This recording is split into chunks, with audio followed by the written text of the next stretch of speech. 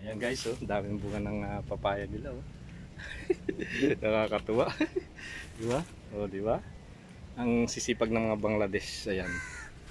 At kung gusto mo magtinola, humingi ka lang sa kanila yan. At ito naman, papaya, oh. Hinog na, oh.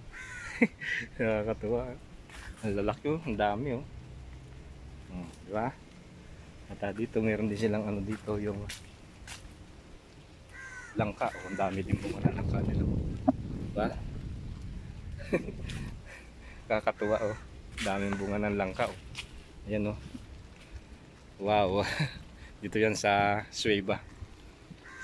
Taba ng lupa kasi dito. Sa karagatan to, pero nakapagpatubo sila ng ano, ng mga prutas dito.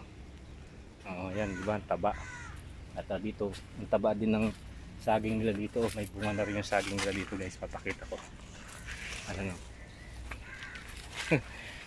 Yan ang banana. Di ba?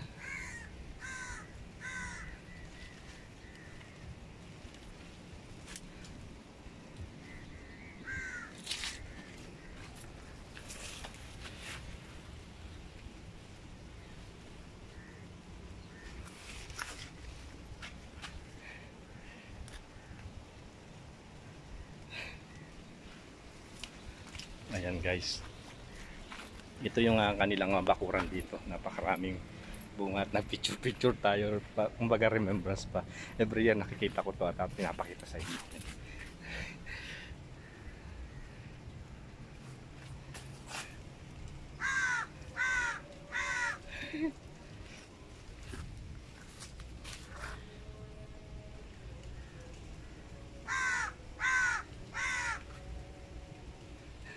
Ayan, picture tayo para may remembrance tayo guys.